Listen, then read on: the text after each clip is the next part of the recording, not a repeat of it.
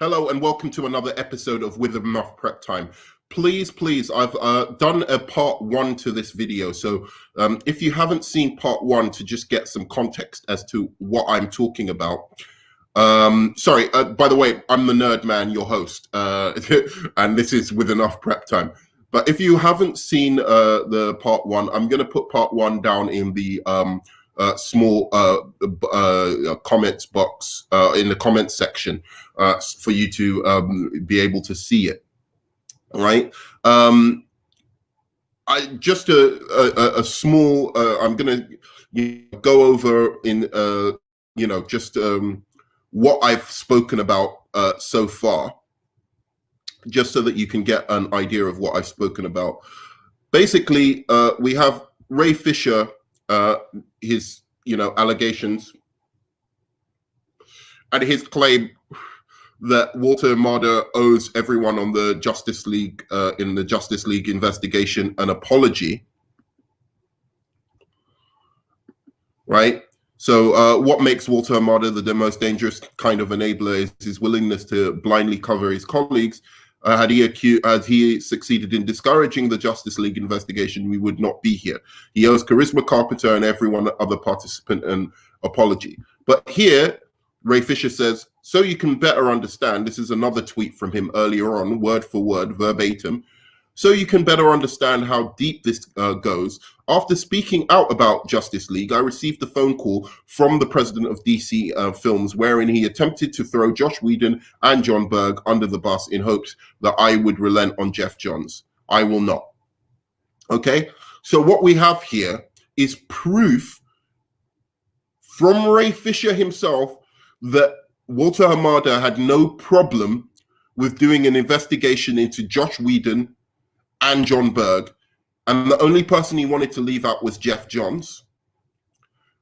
Why is that important? Because Josh Whedon is the only person who even has any type of guilt associated with him since this investigation is completed.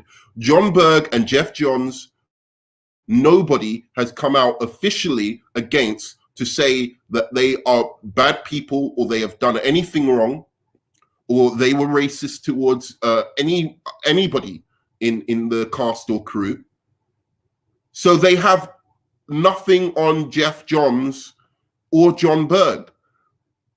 Therefore, the Josh Whedon investigation, which would have happened, Walter Amada was perfectly fine with an investigation against Josh Whedon, would have exposed the Charisma Carpenter allegations, which are the only allegations that have any kind of meaning. I'm going to go through all of the allegations now against Josh Whedon and all of the tweets that have thus far come out against Josh Whedon, to actually go in further and say, look, I don't even agree that Josh Whedon at this point should be a social pariah for what has happened thus far.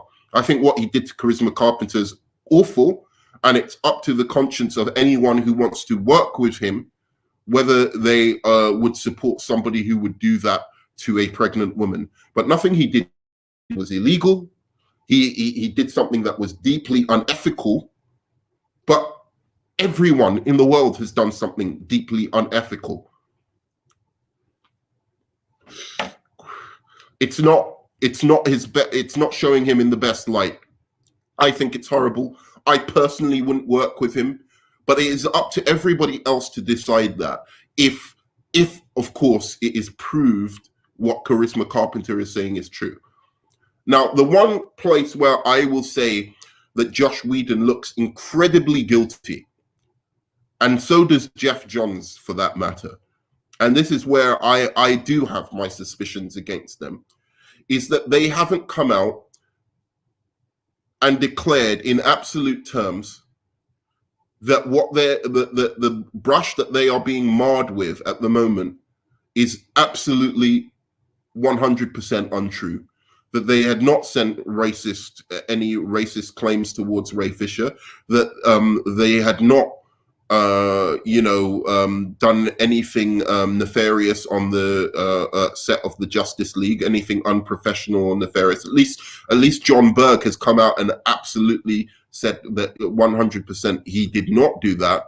So I don't know if it's their legal team or who it is that is telling them, or whether it's because they're actually guilty that they're not coming out and saying that all of this is nonsense. I don't know their reason, but that is the only thing thus far that has made me feel, wait a second, these people might be guilty of something. That does not discredit from the fact that Ray Fisher has till this day, nor any of the Justice League cast or crew, come out with any credible allegation against anyone, not even Josh Whedon himself, and that Ray Fisher now has the absolute unmitigated gall to use Charisma Carpenter's story, the horror that Charisma Carpenter went through 20 years ago, to somehow bolster his case against what happened on the set of the Justice League, which has nothing to do with it. Charisma Carpenter is brave enough to have come out and stated her absolute allegations against what Josh Whedon did. And Ray Fisher is now using that 3-5-page, very eloquently written letter expressing exactly what she experienced on the set of Buffy the Vampire Slayer. Ray Fisher is now using that to bolster somehow his case. He goes further with his claims, I think above here, saying Ray Fisher at LA Times and Charisma Carpenter, please amend this article immediately. I never declined to reprise my role in The Flash. Warner Brothers chose to remove the role from the film rather than address Walter Hamada's attempt to interfere with the Justice League investigation. Right? That's his latest tweet by Ray Fisher. Okay? So he said, while he found misconduct... So again, this is Ray Fisher's latest tweet. So again, coming out in absolute terms to try and throw Walter Hamada under the bus for something that essentially, Walter Hamada had nothing to do with. All Walter Hamada did for Ray Fisher to accuse him of being the most dangerous type of enabler was say, look, I don't want my buddy Geoff Johns involved in this investigation, and Ray Fisher, could you leave him out of it? And he tried to dissuade him, but never tried to prevent him from actually going through with an investigation. Actually, he said, fine, do an investigation against Josh Whedon and even John Berg, apparently, according to Ray Fisher's own words. So I'm not using anything other than the information Ray Fisher has given me. Okay? I'm not using what Walter Hamada said. I'm not using what Warner Brothers said. I'm using nothing except the information that Ray Fisher's given me to show the absolute fucking hypocrisy of what he's actually been, of what he's been up to and what he's doing. Up until now, Geoff Johns, John Berg, nada, nothing, zero, zilch has come out to suggest that they ought to be involved in anything that has been going on. At best, they were enablers and they were dickheads on the set of Justice League. That's at best what has come out. That they said some things that they didn't like Zack Snyder's movie. So for that, their whole careers ought to be destroyed. They didn't like a movie. Josh Whedon, the only thing that's come out is something that went out, that happened on the set of a completely different production 20-something odd years ago. Even Charisma Carpenter, when she said, I stand with Ray Fisher, was stating it only in regards to his allegations against Josh Whedon. She didn't say that she stands with Ray Fisher in regards his total allegations against Warner Brothers and everybody involved in Warner Brothers. How could she? Because she's never worked with Geoff Johns.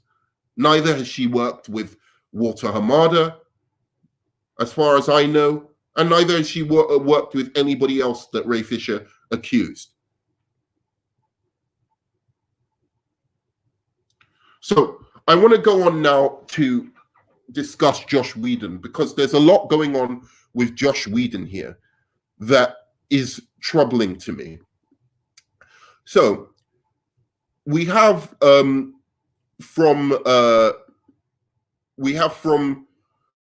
the Vampire Slayer, the cast of Buffy the Vampire Slayer. We have a number of different accusations that came out about the cast of Buffy, from the cast of Buffy the Vampire Slayer. So just to start off with Sarah Michelle Gellar, because this is where it started. Sarah Michelle Gellar said, "While I am proud to have my name associated with Buffy Summers, I don't want to be forever associated with the name Josh Whedon." It sounds pretty damning, I must admit, for her to say that. "I am more focused on raising my family and surviving a pandemic currently, so I will not be making any further statements at this time. But I stand with all the survivors of abuse, and I am proud of them for speaking out." Or I stand with all survivors of abuse. Let me make that clear. But I stand with all survivors of abuse. She didn't say all the survivors. She didn't use that article. That's very, very important, because what she's therefore saying, but I stand with all survivors of abuse, means she's saying that anybody who is a survivor of abuse, not a particular survivor of abuse, i.e., she's not saying that she has specific knowledge of the abuse of anybody who's come out in the Buffy the Vampire Slayer cast. So she does not have specific knowledge of what happened to Charisma Carpenter. And she says, "I am proud of them for speaking out." So she's not proud of, she's proud of them for speaking out, again, distancing herself from having any specific knowledge of what Josh Whedon actually did to them. That is a very, very important qualification. So let's go to her Instagram now. And like really try and clear this up, because this is absolutely very, very important when we're looking at this allegation. Okay? Because there was something else I think she texted after. So this is the allegation again. Then came Michelle Trachtenberg, right?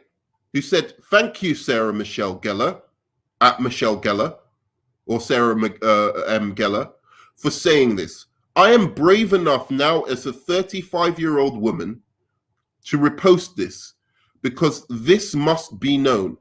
As a teenager, with his not appropriate behavior, very not appropriate. I don't know what's with her grammar.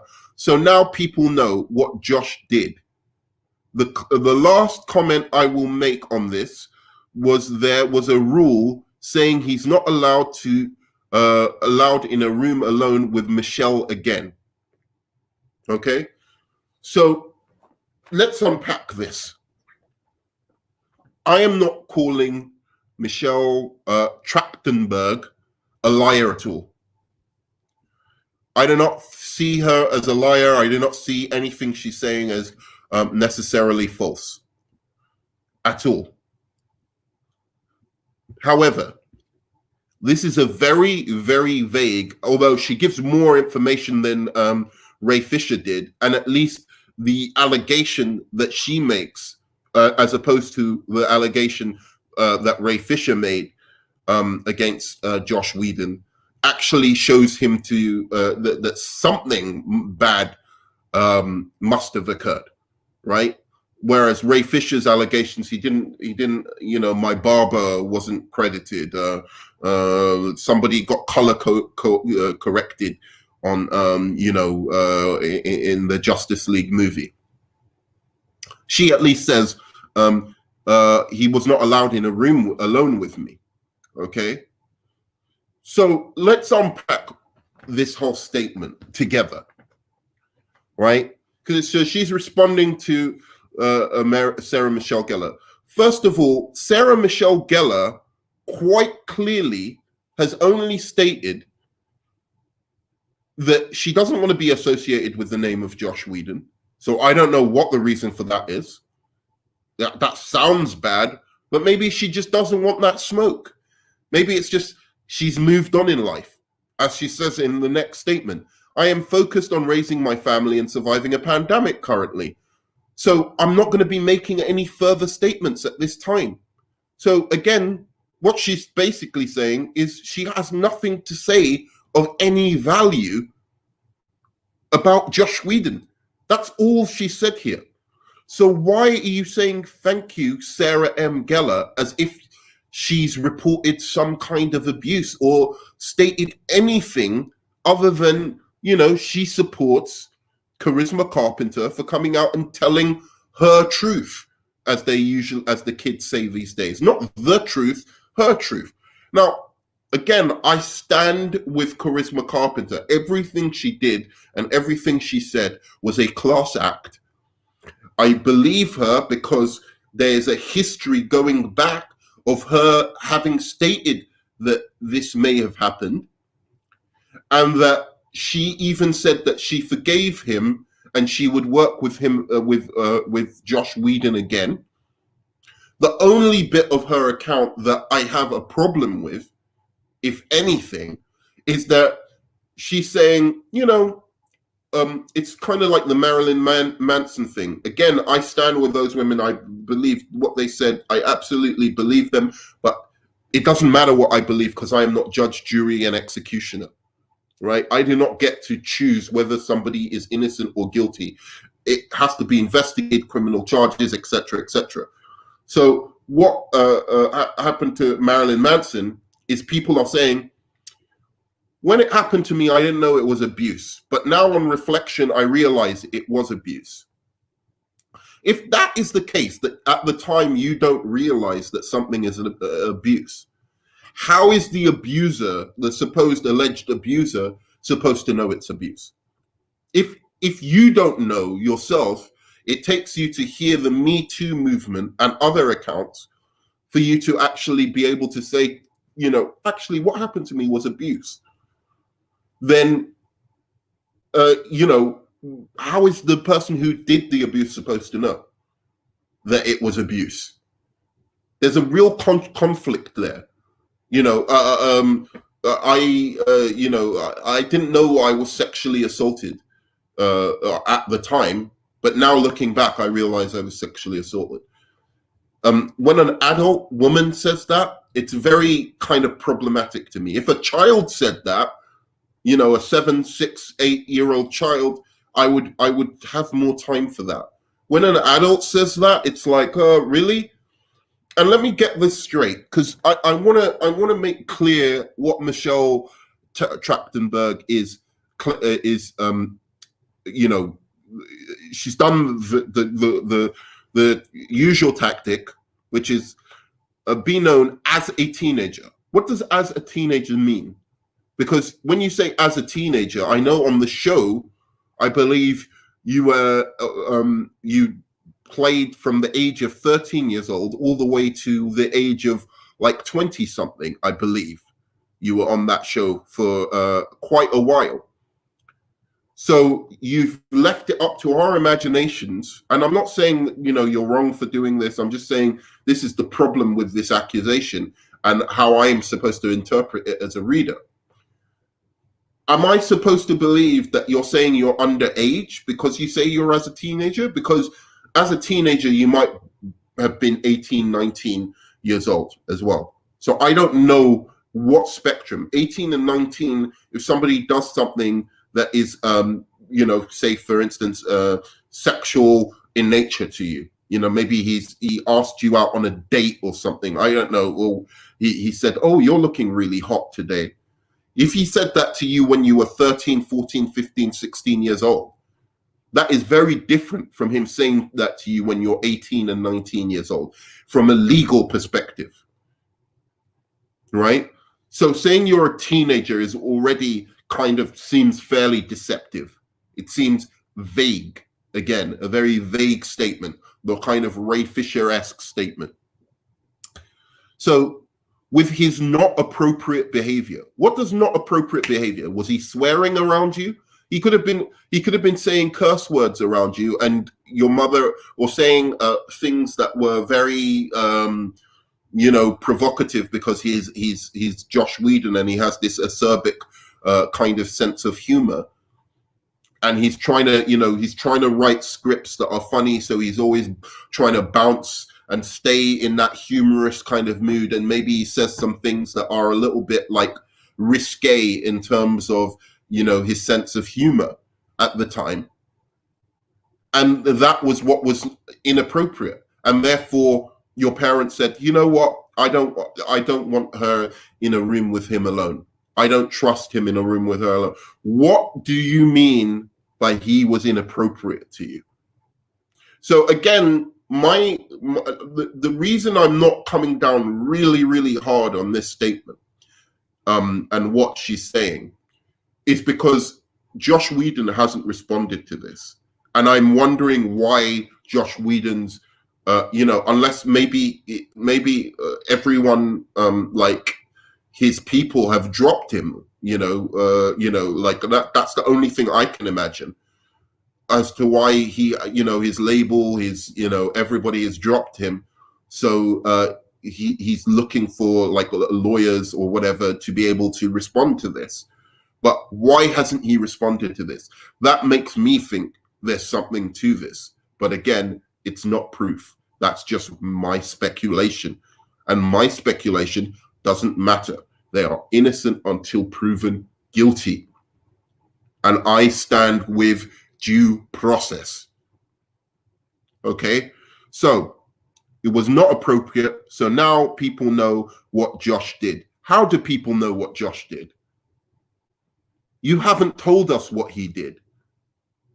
The last comment I will make on this, so you're saying that you're not even going to clarify any of these very, very damning inflammatory statements that you've made against Josh Whedon. You're just going to come out, quickly snipe him when he's down. You didn't have the courage to come out way before this to tell, let's assume that now you're a teenager. You were a teenager who was 13, 14, 15 years old, 16, 17 years old. And Josh Whedon actually really did act inappropriately to you. Maybe he kept, he did one of those things where he's like, if you do something for me, maybe I can give you more of a big role on Buffy the Vampire Slayer. If he did do something like that to you, right, and he was super inappropriate to you when you were 13, 14, 15, 16, 17 years old, and you've waited all this time to come out and say something about him, how many countless people could this man have abused? And you only think it's relevant to come out now, some 20 years odd later, to call him out on his behavior? How many young girls he's worked with could he have hurt in between? If you are basically saying he's some kind of ephebophile, he's a person who preys on young teenage girls. So now you can just casually come out and make a statement, not clarify, not even try and start some kind of criminal or civil process against him to ensure that he never is able to do this to anybody again, right? So you're saying, so now people know. No, nobody knows because you haven't told us what he did. This is a statement very like a number of other statements that I'm kind of like, I stand and I appreciate people coming forward.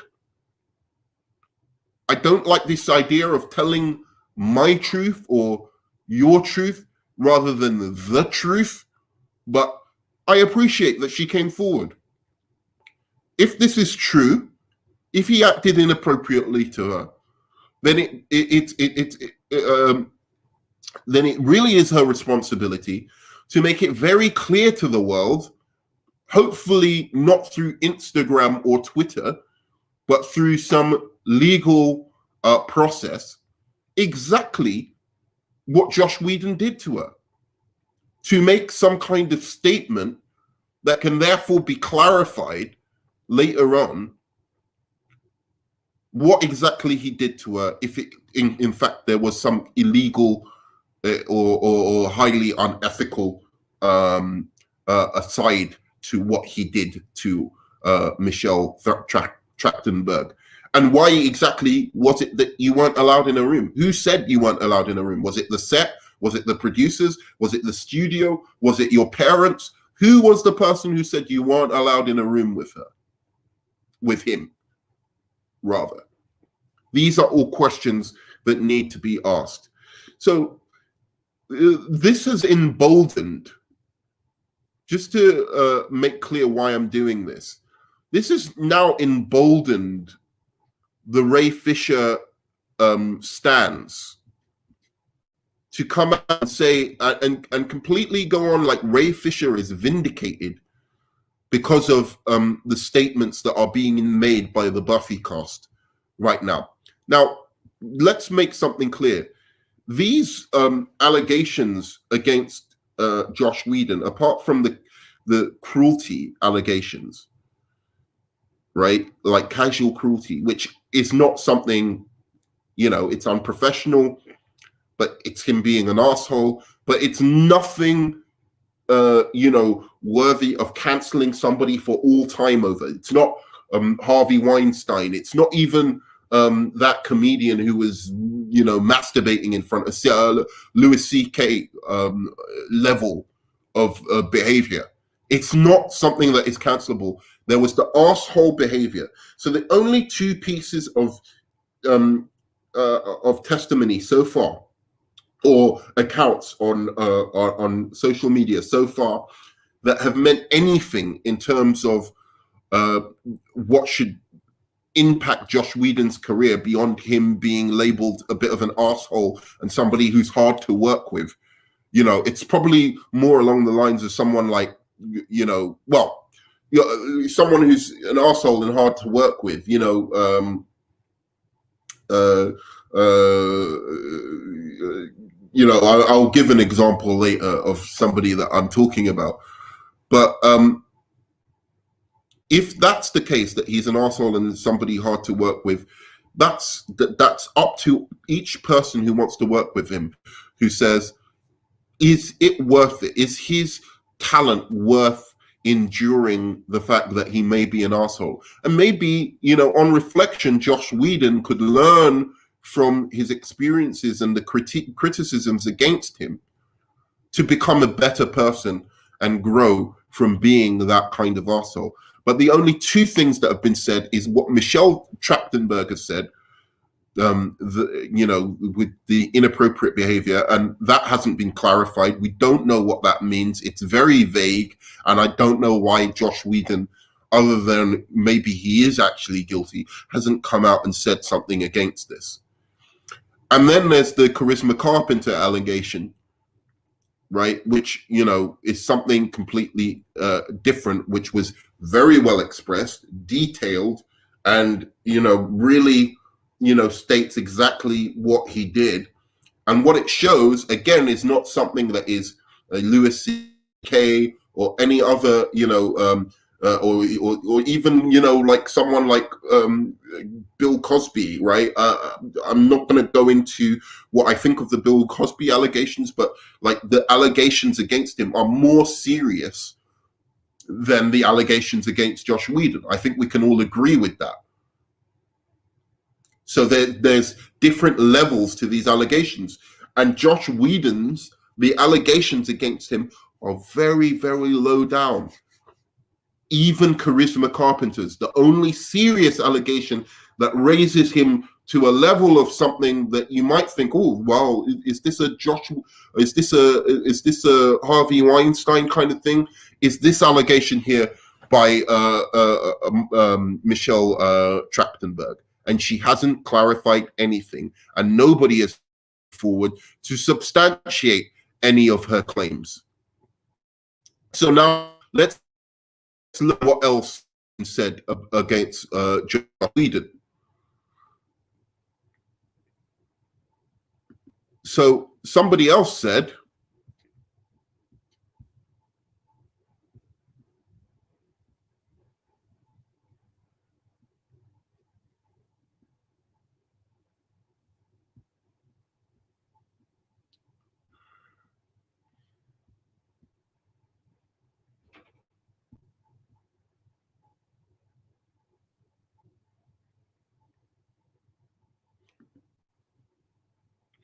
oh, this is interesting. I haven't seen this. So what is this exactly on Josh Whedon?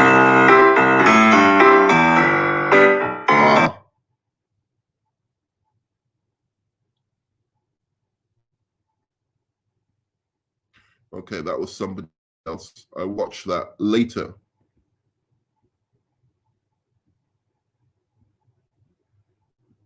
So let's just quickly get into this because I don't want to spend too long looking this up. So far, just to make clear, what has come out about Josh Whedon is people who have said that they stand with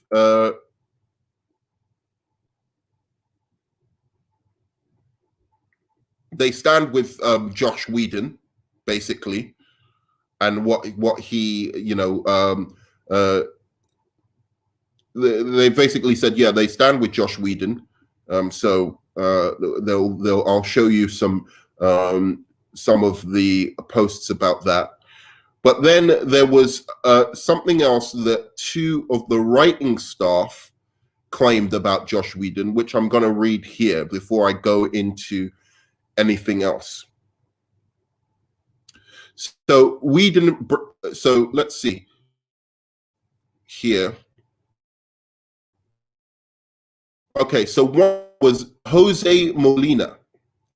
Casual cruelty is a perfect way of describing Josh. He thought being was funny. Making feet cry during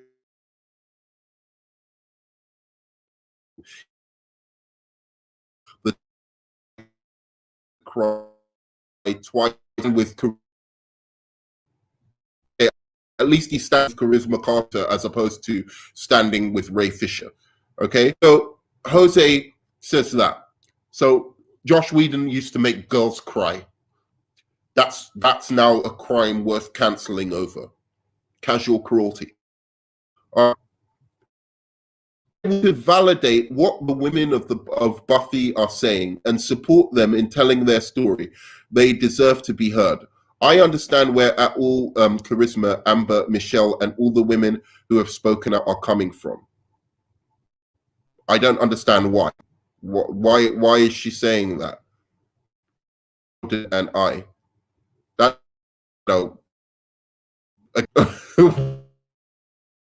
I know where they're coming from. So anything to add to anything? You haven't said anything. One more, which is the tweet that Jose actually responded to, which was Buffy was a toxic environment and it starts at the top. At all Charisma is speaking truth and I support her 100%. There was a lot of damage done during that time and many of us are still processing it 20 plus years later. Again, So the toxic environment was the whole environment was toxic, and because of that, you're blaming the person at the top, Joss Whedon. So did somebody else do something to you, and you're blaming Joss Whedon, or did somebody else do something to you, and Joss Whedon ignored it? What are these claims meaning? And this is Amber Benson, right? So those are the claims against Joss Whedon, and then all we have other than that is various stars like James Masters says he's heartbroken over the allegations, right? He says he's heartbroken over the allegations, will always be honored character of Spike on the set of so he says, while I will always have played the character, the Buffy set was not without challenges. I do not support abuse of any kind, and I'm heartbroken to learn. So he's just found out of the experiences of some of the cast. I send my love and support to all involved. Right? Again, he's not admitting anything. He's not admitting that he witnessed anything or knew anything or has any special knowledge. He's just sending support. Let's see what the other actor from this said. Buffy the Vampire Slayer, David Boreanaz. The guy I hated. I always used to be a Spike guy. I never watched Buffy the Vampire too much. I wasn't a big fan, but I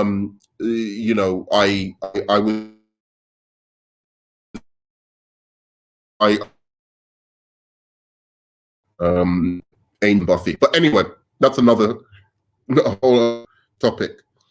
He says, "I am here for you to listen and support you. Proud of your strength."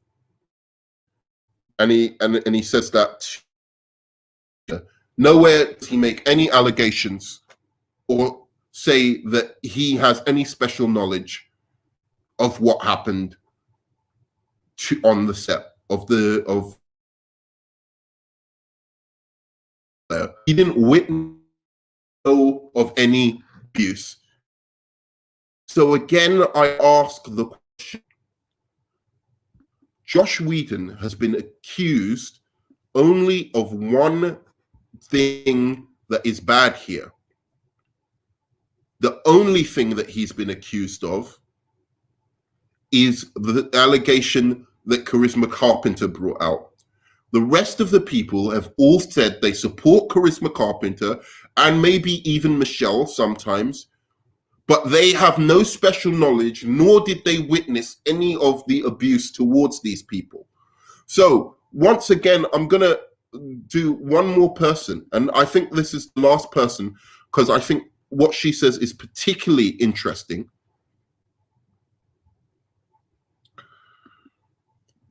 So CC to Charisma Carpenter, my heart aches for you, and I am so sorry you have held this for so long.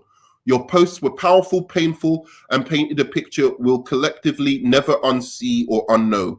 Thank you. I hadn't known it, and I won't forget it. What does she say? I have no special knowledge of any of the accusations against Joss Whedon. I did not experience these things under Joss Whedon, but I respect that you experienced it. And she's saying,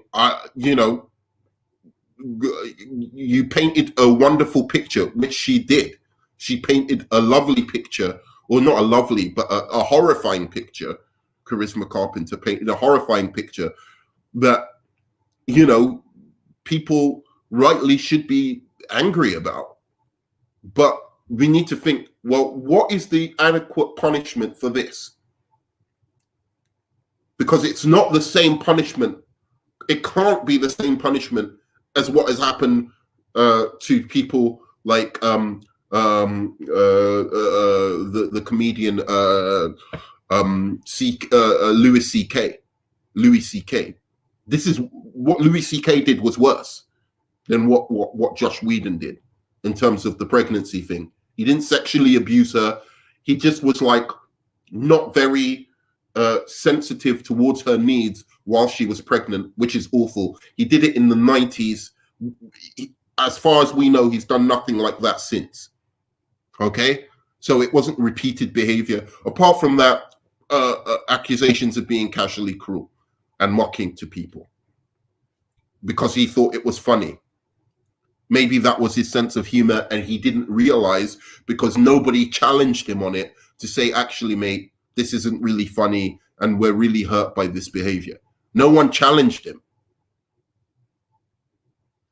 So I frequently think of the saying, we are as sick as our secrets. Our secrets indeed make and keep us sick.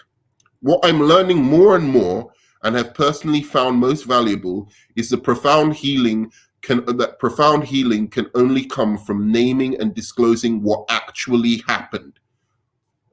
Beautifully stated by Eliza Dushku. Pardon me for how I've pronounced her name. Again, I wasn't a big fan of the show or Angel, so I don't know these people very well.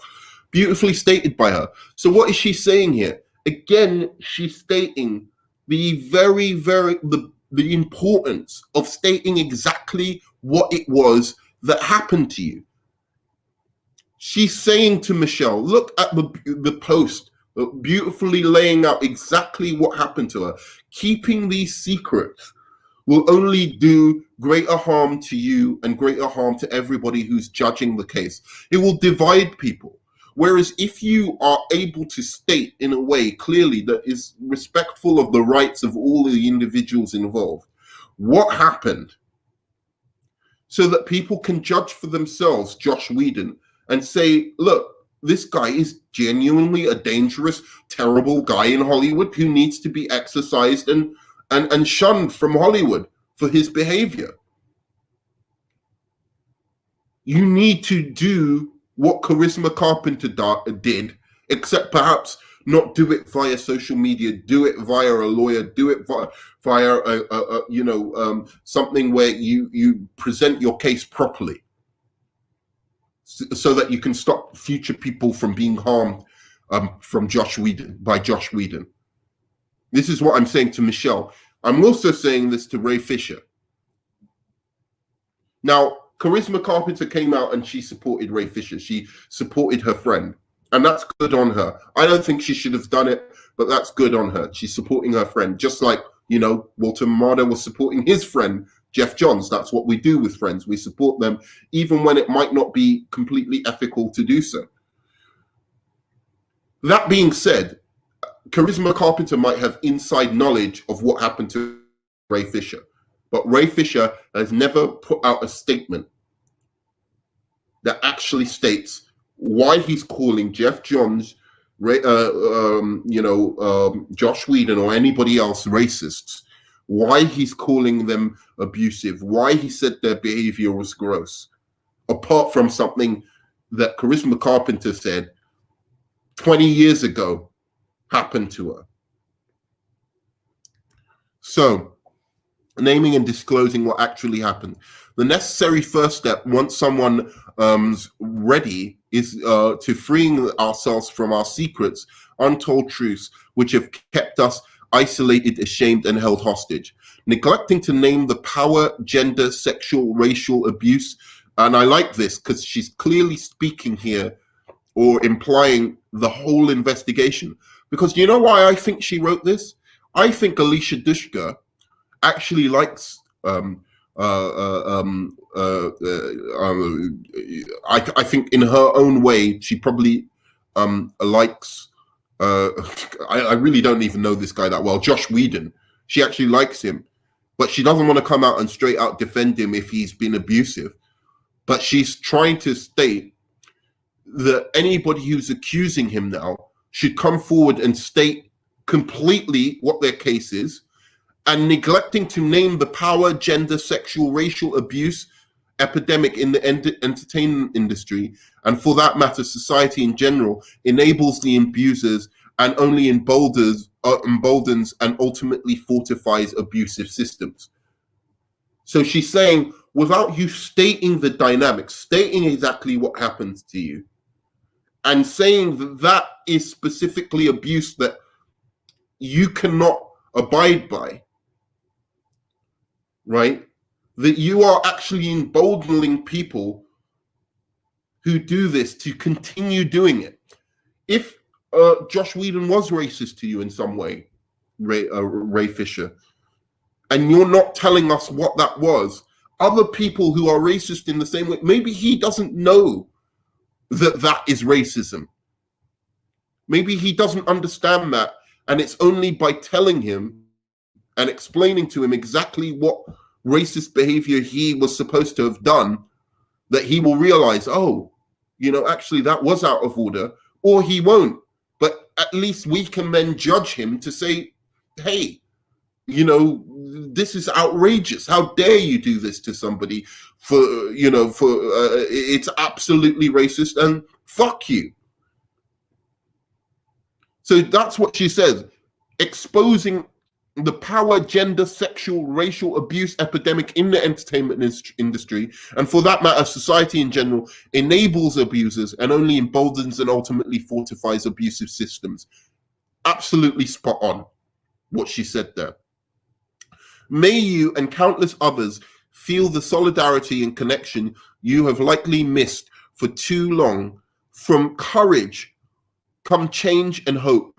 It starts and will end because of courageous truth tellers like you. I admire, respect, and love you. And she's talking to Charisma Carpenter there, who was courageous in coming out and laying out exactly what happened to her, and letting Josh Whedon be able to, you know, say, hey, I don't agree with that account. That isn't what happened. She allowed Josh Whedon the ability to face his accuser and say, you know, no, that's false and that's false. And he hasn't. And that speaks volumes. So in conclusion to all of this, what is the point of all I'm stating? I stand very firmly behind Charisma Carpenter. Ray Fisher, you've proven nothing so far.